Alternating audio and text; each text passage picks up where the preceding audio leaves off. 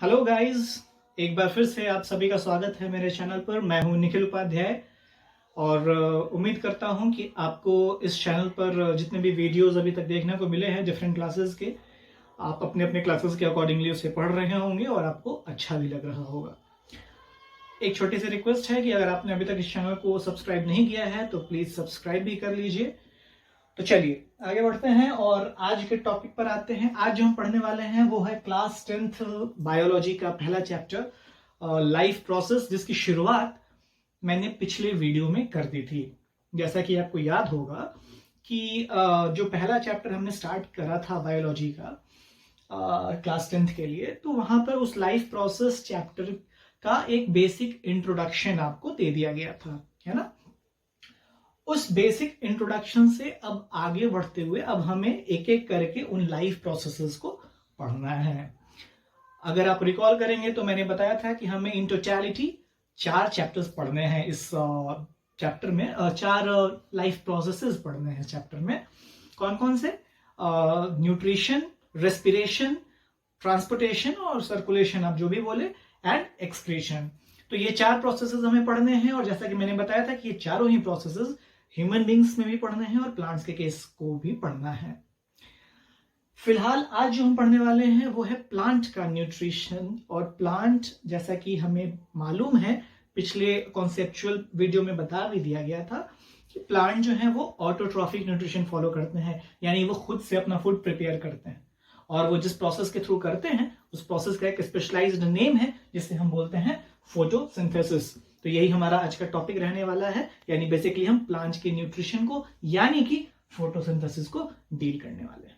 Alright, चलिए। तो photosynthesis क्या है भाई? सबसे पहले बात आती है इसके डेफिनेशन की। वैसे अगर हम इस टर्म को थोड़ा सा ध्यान से देखें तो इस टर्म में ही इसका मीनिंग छिपा हुआ है। जैसे इस फोटोसिंथेसिस जो वर्ड है, इसमें हम देख रहे हैं कि 2 टर्म्स छुपे हुए हैं। एक है फोटो, एक है synthesis. Photo and synthesis. Photo मतलब होता है लाइट, फोटो मतलब light, and synthesis stands for production, किसी चीज का बनना। तो लाइट की मदद से बनना, क्या बनना? ऑब्वियसली फूड बनना। तो प्लांट में वो जब सनलाइट की मदद से अपना फूड जो प्रिपेयर करते हैं तो उसी प्रोसेस को हम बोलते हैं फोटोसिंथेसिस। हालांकि इस प्रोसेस में और भी कई सारे रॉ मटेरियल्स लगते हैं जो हम लोग अकॉर्डिंगली देखेंगे। डेफिनेशन जो कहता है वो हमने लिखा है कि it is the process by which green plants prepare their food using chlorophyll in the presence of sunlight. Photosynthesis क्या है? ये वो प्रोसेस है जिस प्रोसेस के थ्रू सारे जो ग्रीन प्लांट्स हैं वो अपना फूड बनाते हैं, फूड प्रिपेयर करते हैं। किसकी मदद से? क्लोरोफिल की मदद से, जो प्लांट्स में रहता है, हम लोग देखेंगे आगे। क्लोरोफिल की मदद से। और कब? तो in the presence of sunlight, sunlight जब रहे तब। तो सनलाइट और क्लोरोफिल और भी कुछ रॉ मटेरियल्स का यूज करते हुए जब प्लांट्स अपना फूड प्रिपेयर करे तो उसी प्रोसेस को बोलते हैं फोटोसिंथेसिस। ऑलराइट, यहां नीचे उसका एक केमिकल इक्वेशन दिया गया है जो कि बहुत ही इंपॉर्टेंट है। इसको हम लोग स्पेशली याद रखेंगे। 6CO2 + 12H2O सनलाइट और क्लोरोफिल के प्रेजेंस में। तो जो फाइनल प्रोडक्ट्स बन रहे हैं उसमें जो मेन इसी फूड को बनाने के लिए ये प्रोसेस होता है जो कि है C6H12O6 यानी कि ग्लूकोज।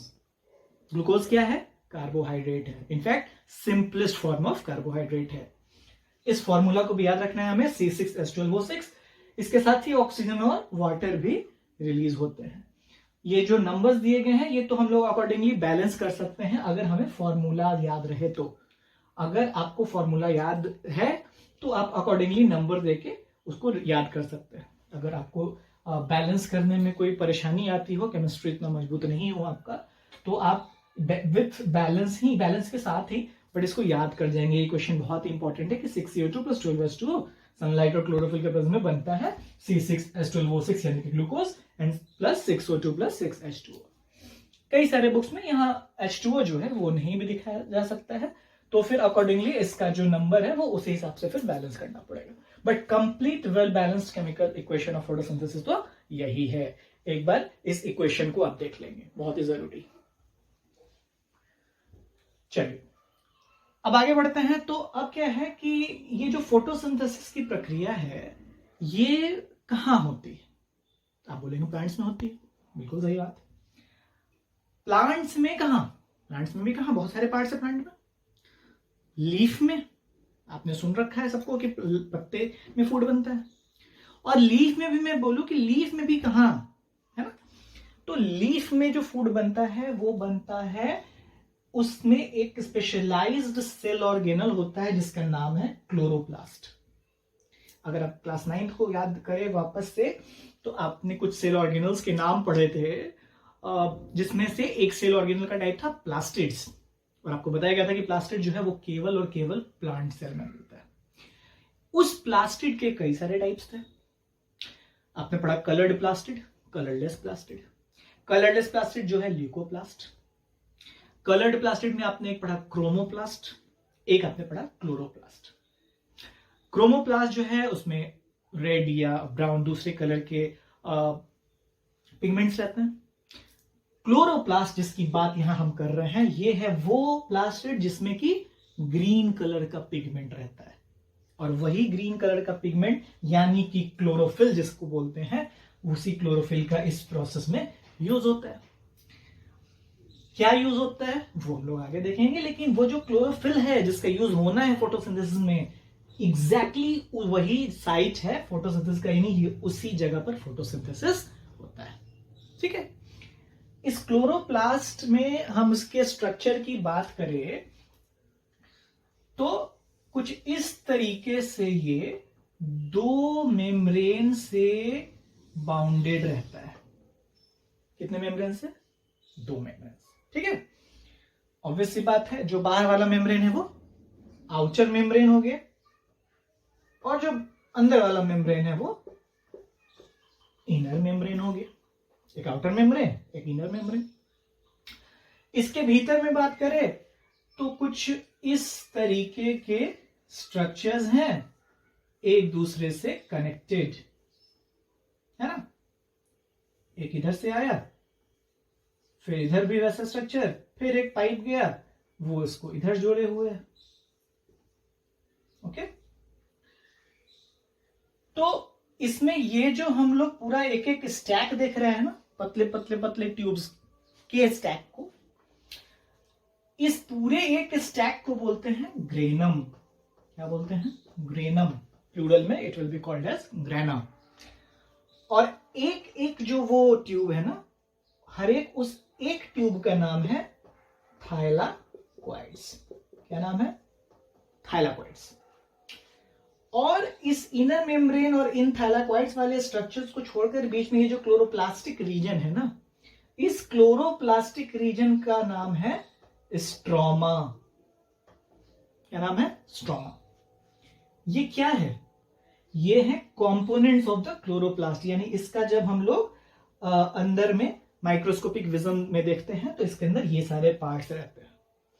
हर पार्ट का अपना एक गिवन इंपॉर्टेंस रहता है, क्योंकि क्या है कि जैसे फोटोसिंथेसिस है तो वैसा तो हमने बोल दिया कि भाई कार्बन डाइऑक्साइड और वाटर मिल गया तो ये ग्लूकोज वगैरह बन गया, लेकिन ऐसा ये एक सिंपल सिंगल स्टेप रिएक्शन नहीं होता कि इधर ये दोनों मिले और इधर फूड बन गया। एक बहुत ही कॉम्प्लेक्स प्रोसेस है, इसमें कई सारी प्रक्रियाएं चलती हैं।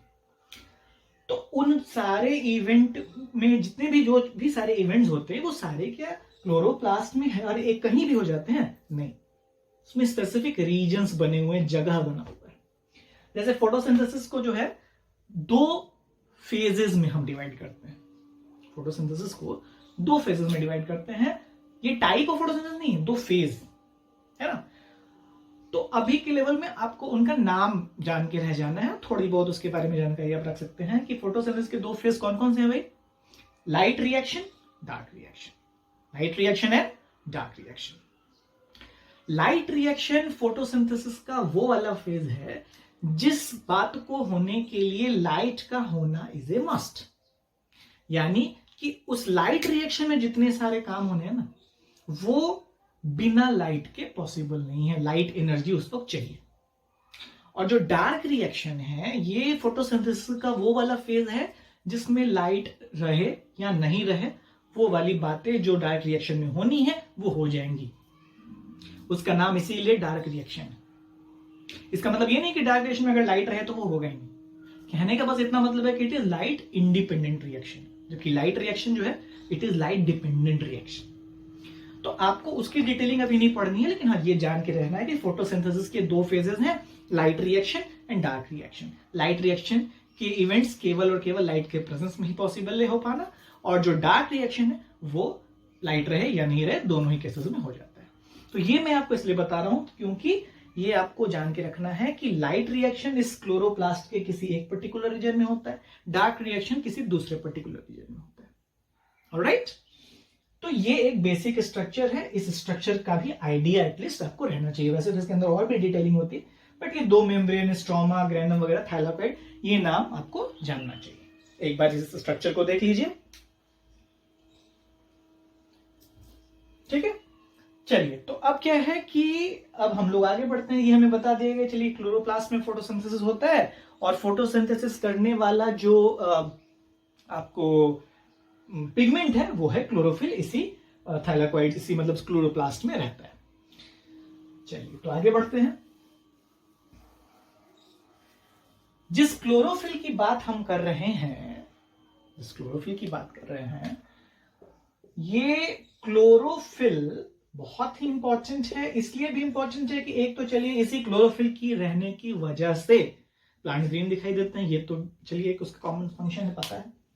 दूसरा कि ये फोटोसिंथेसिस में ऑब्वियसली काम कर रहा है, लाइट एनर्जी को ट्रैप करने का काम कर रहा है, वो हम लोग देखेंगे। बट ये क्लोरोफिल जो है, ये कोई क्लोरोफिल का भी कोई टाइप है क्या? बिल्कुल टाइप है। वैसे तो देखा जाए तो क्लोरोफिल का तकरीबन आप मान के चलो 8-9 टाइप्स, जैसे कि क्लोरोफिल ए है, क्लोरोफिल बी है, सी है, डी है, ई है। Chlorophyll A, B, C, D, ई, है ना। एक आपको हो गया bacterio chlorophyll, bacterio chlorophyll, bacterio chlorophyll, उसमें भी bacterio chlorophyll A, bacterio chlorophyll B, ठीक है। तो ऐसे ऐसे करके इसके भी कई सारे टाइप्स हैं, बट वो आपको सीनियर क्लासेस में पढ़ना है, ठीक है। हमें एक बात ये आपको इसलिए बता दिया गया कि इसके टाइप्स हैं कि मेन आपको ये चीज जानना है कि जो क्लोरोफिल मेनली इन्वॉल्व होता है फोटोसिंथेसिस में, स्पेशली हायर प्लांट्स में, वो है क्लोरोफिल ए। ये है primary photosynthetic pigment, primary photosynthetic pigment, primary photosynthetic pigment. Primary photosynthetic pigment क्यों? क्योंकि क्लोरोफिल के तो बहुत सारे टाइप्स हैं, बट ज्यादातर में मेनली जो क्लोरोफिल यूज होता है फोटोसिंथेसिस में वो है क्लोरोफिल ए। क्योंकि ये मेनली इसी का इस्तेमाल होता है, इसलिए इसको नाम दे दिया गया प्राइमरी फोटोसिंथेटिक पिगमेंट। क्लोरोफिल कहां पर है? क्लोरोप्लास्ट में। क्लोरोप्लास्ट कहां है? लीव्स में, है ना। चलिए, तो ये जो फोटोसिंथेसिस में क्लोरोफिल वगैरह का रोल है, क्या रोल है, क्या काम है, अब इससे हमको आगे बढ़ना है। हमें बताया गया कि फोटोसिंथेसिस को जो है, जिसका कि ये क्वेश्चन बहुत ही इंपॉर्टेंट है, इस फोटोसिंथेसिस को जो है ना हम 3 स्टेप्स में डिवाइड कर सकते हैं।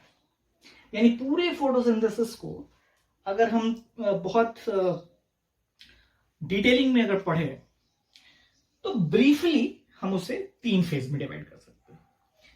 सबसे पहला स्टेप्स या फिर जो आप कह लो कि फोटोसिंथेसिस में पहला जो इवेंट है वो ये होता है कि एब्जॉर्प्शन होता है। एब्जॉर्प्शन होता है, या अगर आप बोलो कि ट्रैपिंग ऑफ सनलाइट होता है। ट्रैपिंग ऑफ सनलाइट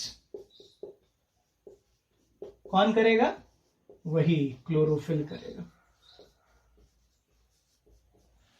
सबसे पहले क्या हो रहा है? Trapping of sunlight bye chlorophyll. Sunlight जो पड़ रहा है फोटॉन्स के फॉर्म में, उसका वो जो लाइट एनर्जी है उसको एक जगह लीव में कंसंट्रेट करके ट्रैप करके रख देता है। कौन? क्लोरोफिल, है ना। अब आ गया वो लाइट एनर्जी, लेकिन वो लाइट एनर्जी ही एज इट इज यूज नहीं होता।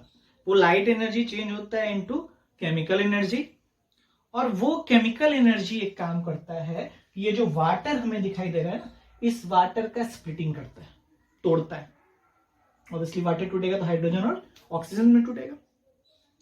यानी कि नंबर 2 स्टेप ये हो रहा है कि कन्वर्जन, बदलना। किसका बदलना? लाइट एनर्जी का। लाइट एनर्जी का किस में? Into chemical energy. एंड ये बदल गया, बस हो गया? नहीं, बदला तो फिर क्या हुआ, किस लिए हुआ? ये आखिर केमिकल में क्यों चेंज हुआ था? कुछ काम करने के लिए। क्या काम करना था? इस वाटर को टूटना था, तोड़ना था, एंड स्प्लिटिंग ऑफ वाटर। ठीक है, लाइट एनर्जी आया, एब्जॉर्ब हो गया दूसरे स्टेप में। अच्छा, ये जो conversion of light energy into chemical energy होता है, उसकी भी अपनी डिटेलिंग है, बट वो आप पढ़ते हो जब आप 11th में बायोलॉजी पढ़ते हो। जब आप हमारी सीरीज का 11th का वीडियो देखेंगे तो ये फोटोसिंथेसिस आपको और भी ज्यादा डिटेलिंग में पढ़ना है। अभी 10th के लेवल में आपको बस इतना जानना है कि चलिए लाइट एनर्जी कन्वर्ट हो जाता है केमिकल एनर्जी में, कैसे होता है वो 11th की चीज होता है। और उसके बाद फिर वो केमिकल एनर्जी क्या करता है? इस वाटर को तोड़ता है, स्प्लिटिंग करता है। तो वाटर टूटेगा तो इनटू हाइड्रोजन एंड ऑक्सीजन टूटेगा। जो ऑक्सीजन निकला, जो ऑक्सीजन इसमें से टूटा, वो तो यहां पर लिबरेट हो गया, जो हमें दिखाई दे रहा है ना। और जिस ऑक्सीजन का यूज सारे लाइफ फॉर्म्स करेंगे, ये प्लांट्स ही तो हैं जो हमें ऑक्सीजन देता है, हमें, बाकी सारे लाइफ फॉर्म्स को। इसलिए सोचिए प्लांट्स का कितना इंपॉर्टेंस। हमें जो ऑक्सीजन चाहिए वो आखिर कहां से लेते हैं? तो भाई प्लांट्स ही लेते हैं ना, हम या कोई भी दूसरा लाइफ फॉर्म। तो प्लांट्स ये ऑक्सीजन किस प्रोसेस में देते हैं? इसी फोटोसिंथेसिस के प्रोसेस में। तो ये ऑक्सीजन अपना लिबरेट कर दिया इन्होंने। और जो हाइड्रोजन था, ये हाइड्रोजन इस कार्बन डाइऑक्साइड में अपना एक गिवन रेशियो में जाकर मिल जाता है। आपने पढ़ा है केमिस्ट्री में कि किसी भी चीज में हाइड्रोजन का ऐड होना या उसमें से ऑक्सीजन का निकलना, ये उस चीज का क्या कहलाता है? रिडक्शन कहलाता है। यानी किसी चीज में हम हाइड्रोजन ऐड कर रहे हैं या उस चीज का ऑक्सीजन हम निकाल दे रहे हैं, तो ये उसका रिडक्शन है। ऑन द अदर हैंड, किसी चीज में हम ऑक्सीजन ऐड कर रहे हैं और उसका हाइड्रोजन निकाल रहे हैं, दोनों में से कुछ भी कर रहे हो तो ये उसका ऑक्सीडेशन है।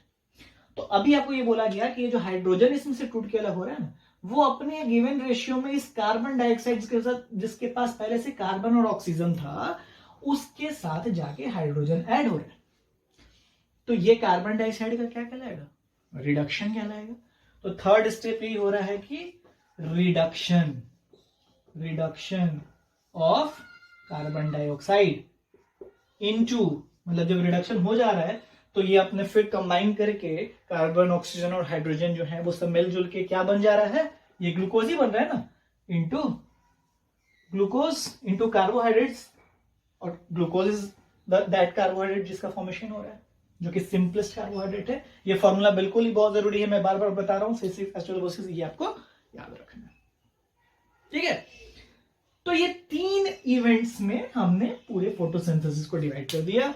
Trapping of sunlight bye chlorophyll, number 2 conversion of light energy into chemical energy and the subsequent splitting of water molecules into oxygen and hydrogen. And जो हाइड्रोजन निकल रहा है वो हाइड्रोजन कार्बन डाइऑक्साइड के साथ जुड़ रहा है, अटैच हो रहा है, which means third step is the reduction of carbon dioxide into glucose. कई बार ये क्वेश्चन आता है कि ये फोटोसिंथेसिस में जो ऑक्सीजन लिबरेट होता है, जो निकलता है फोटोसिंथेसिस में, ये जो ऑक्सीजन निकल रहा है, ये इस वाटर से आया है या इस कार्बन डाइऑक्साइड से आया है? क्योंकि इस कार्बन डाइऑक्साइड में भी O है, ऑक्सीजन है, और इस वाटर में भी O था, ऑक्सीजन था। तो कोई क्वेश्चन आपसे बाय द वे पूछे, कई बार ये क्वेश्चन बहुत सारे एग्जामिनेशन में पूछा जाता है, तो आपको ऑब्वियसली याद रखना है कि ये वाला ऑक्सीजन इस कार्बन डाइऑक्साइड का ऑक्सीजन नहीं है, ये किसका ऑक्सीजन है? इस वाटर का, क्योंकि इसी का तो स्प्लिटिंग हुआ था। हाइड्रोजन जिसका अपना गिवन रेशियो के साथ जाकर मिल गया था कार्बन डाइऑक्साइड के साथ। और ऑक्सीजन जो लिबरेट हुआ वो ऑक्सीजन वही वाला ऑक्सीजन है जो इस वाटर का ऑक्सीजन था, है ना। तो ये आपको याद रखना है कि the oxygen liberated in the process of photosynthesis comes from water and not carbon dioxide. ठीक है, एक बार जल्दी से हम लोग क्विकली रिकैप करें कि प्लांट्स जो हैं वो अपने लिए अपना फूड खुद से बनाते हैं, किस प्रोसेस के थ्रू? फोटोसिंथेसिस के through. What is photosynthesis? The process by which green plants prepare their food using chlorophyll in the presence of sunlight. This is photosynthesis. ये photosynthesis कहाँ होता है, यानी कि साइट ऑफ photosynthesis क्या है? तो साइट ऑफ photosynthesis है क्लोरोप्लास्ट। एग्जैक्ट साइट की मैं बात कर रहा हूं। रफली तो हम बोलते हैं कि चलिए लीफ में, बट लीफ में भी कहां? तो क्लोरोप्लास्ट। उस क्लोरोप्लास्ट में क्या रहता है? क्लोरोफिल रहता है जो फोटोसिंथेसिस में पार्टिसिपेट करता है। वैसे क्लोरोप्लास्ट में अलग अलग कंपोनेंट्स होते हैं। हमने क्लोरोप्लास्ट का एक बेसिक स्ट्रक्चर देख लिया कि क्लोरोप्लास्ट जो है वो चलिए आपको डबल लेयर्ड मेम्ब्रेन से कवर्ड है, आपको याद होगा diagram, outer membrane, inner membrane, अंदर में ट्यूबुलर स्ट्रक्चर्स हैं जिनको थाइलाक्वाइड्स बोलते हैं। वैसे वैसे बहुत सारा थाइलाक्वाइड जो है एक साथ एक गुच्छे में रहता है, एक स्टैक बना के रहता है, तो उसको बोलते हैं ग्रैनम। ग्रैनम थाइलाक्वाइड वाले रीजन्स को छोड़कर जो क्लोरोप्लास्टिक रीजन है उस क्लोरोप्लास्ट में, और रादर मैं बोलूं कि साइटोप्लाज्मिक रीजन है, उसका नाम था स्ट्रोमा। फोटोसिंथेसिस को दो फेजेस में डिवाइड किया गया है, light reaction and dark reaction. Light reaction chloroplast के किसी एक पर्टिकुलर रीजन में होता है, डार्क रिएक्शन दूसरे पर्टिकुलर रीजन में होता है, वो आपको 11th में पढ़ना है। लेकिन ये एटलीस्ट जान के रखना है कि चलिए दो फेज में डिवाइड किया गया। लाइट रिएक्शन वो वाला पार्ट है फोटोसिंथेसिस का जो सिर्फ और सिर्फ लाइट के प्रेजेंस में ही होगा। डार्क रिएक्शन वो वाला पार्ट है जो लाइट के प्रेजेंस एब्सेंस दोनों में हो सकता है। इतना आपको बस जानना है, उसकी डिटेलिंग नहीं पढ़नी। हमने आगे बढ़े और हमने देखा कि चलिए इस पूरे इंटायर फोटोसिंथेसिस को 3 स्टेप में हमने डिवाइड कर दिया गया। Number 1 is trapping of sunlight bye chlorophyll. Sunlight absorb हुआ, क्लोरोफिल ने उसको एब्जॉर्ब किया। दूसरा, वो आया जो लाइट एनर्जी वो कन्वर्ट हो रहा है इनटू केमिकल एनर्जी, और वो केमिकल एनर्जी क्या कर रही है? इस वाटर को तोड़ने का काम कर रही है, स्प्लिटिंग ऑफ वाटर। वाटर टूट रहा है हाइड्रोजन और ऑक्सीजन में, जो ऑक्सीजन टूटा वो तो लिबरेट हो गया जैसा कि ये क्वेश्चन बता रहा है, और जो हाइड्रोजन है वो एक गिवन रेशियो के साथ अटैच हो जा रहा है कार्बन डाइऑक्साइड के साथ, यानी कि कार्बन डाइऑक्साइड को रिड्यूस कर रहा है, जो कि लिखा है कि reduction of carbon dioxide into glucose. ये रिड्यूस होकर क्या बन रहा है? Glucose, C6H12O6। ग्लूकोज क्या है? क्या है ग्लूकोज? कार्बोहाइड्रेट है। यानी कोई पूछेगा ना कि फूड के तौर पे ग्लूकोज जो बना रहा है प्रोटीन है, फैट है, क्या है? कार्बोहाइड्रेट। कैसा कार्बोहाइड्रेट? Simplest carbohydrate. यानी कार्बोहाइड्रेट को हम लोग तोड़ते जाए तो सबसे फाइनल फॉर्म में जो कन्वर्ट होगा वो होगा ग्लूकोज। ऑलराइट, यहां तक में कोई इश्यू नहीं है। एक बात आपको और याद रखनी है कि फोटोसिंथेसिस में एज अ फूड बन तो रहा है ग्लूकोज, लेकिन एक बार के फोटोसिंथेसिस में प्लांट जो है वो काफी ज्यादा अमाउंट में अपने लिए ग्लूकोज बना लेता है। तो जितना का उनको यूज करना है उसको यूज करता है।